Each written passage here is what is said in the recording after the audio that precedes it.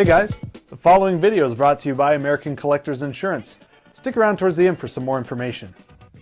Hey guys, Joey here with American Collectors Insurance, and today we're at Classic Auto Mall in Morgantown, Pennsylvania.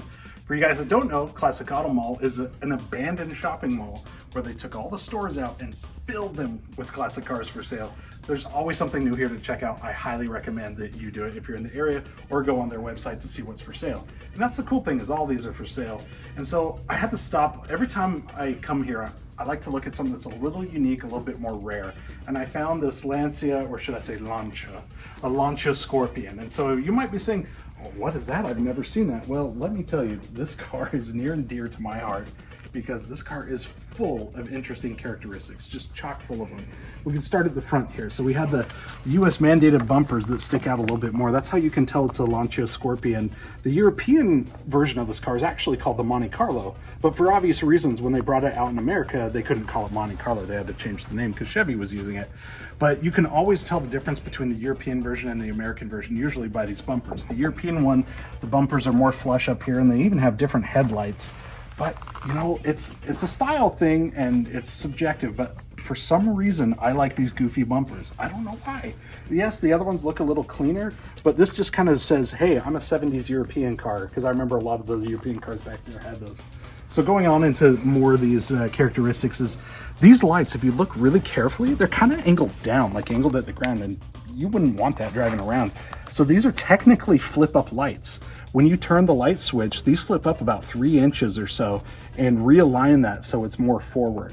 And you might say, well, that's ridiculous. Why even do that? But it really works with like the hood line, because when they were designing it, they wanted to keep this really low hood line. So there's no engine in here. It's a mid-engine. So the engine's in the middle of the car, which means this is all trunk space. Because it's trunk space, they can do that really low profile, kind of that DeLorean look, if you know what I'm saying. And it really gives it more of an aggressive look. Now these are actually pretty practical. If you open up the frunk, as they call it, the front trunk, you can see you can fit quite a bit of stuff in here.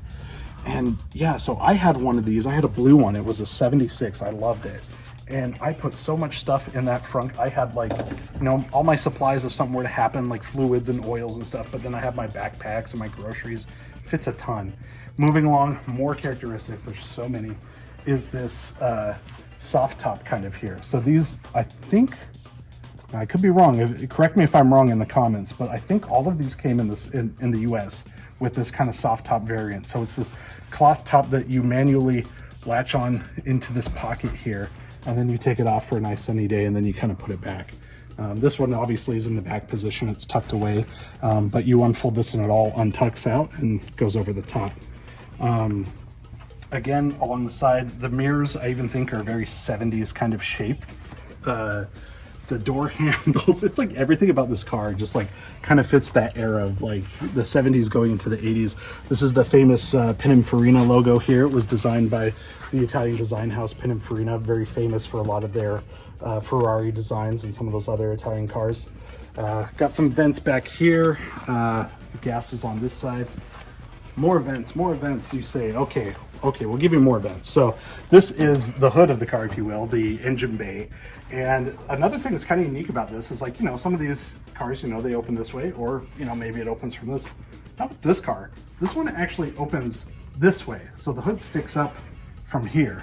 And if you look through the vents here, you can see there's a spare tire. That takes up most of the engine bay, because all you really have in there is a 1.8 liter 4-cylinder running across, and it's only like 90 something horsepower. I do have to say though, like after owning one of these, and I even let some of my car guys drive it around, and it's really peppy and quick. Like, it doesn't feel like you're in the slowest thing in the world like you might think you would be. It's actually pretty fun. You can go a step further and get the European engine. That's a 2 liter. That one picks up a lot better and you can have a lot more fun in that one. The lights, oh gosh, I'm trying to remember what these are from, but they used them in a couple of other cars too. There you got the Scorpion badge there. Right here you'll see the Lancia logo with the B. The B stands for beta, because a lot of their cars that they were releasing at the time, they were doing them off of the Greek alphabet. They had, you know, the Lancia Delta and the Gamma, and the Scorpion was part of the beta series. So you might be saying, how in the heck do I open these doors from the inside. There's no door handle. And I remember when I first bought mine, I got in it, I started it up, and I thought it was the coolest thing in the world. And then I got ready to get out of the car, and I had no idea how to get out of the car.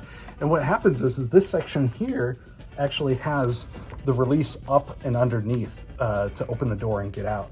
Another cool thing is the gauges are some of my favorite. They got the really thick needles there, really nice and easy to read, so you don't have to look down all the time when you're driving.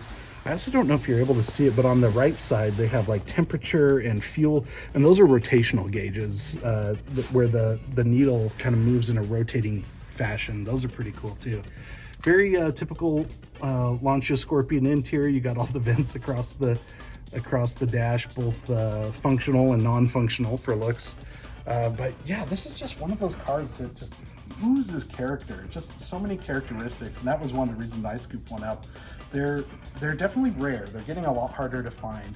So they only made about 1,800 of these, and that's not accounting for all the ones that have been in the crusher or just destroyed sitting in a ditch or a barn somewhere that need heavy restoration. So if you look at the actual registry, there's very few of these out there, but they're so cool and so sweet. And there is a website in the UK that helps keep these up and running and helps people get parts, and they even make some legacy parts that you can't get a hold of anymore, which is really cool. So super fun, super unique piece of automotive history. Cool little car with just tons of Italian characteristics, flavor, and fun. So folks, if you like content like this, make sure to hit like and subscribe, and we will see you in the next one. All right. Go to www.americancollectors.com to get your free quote today and see how much you can save. Thanks for watching.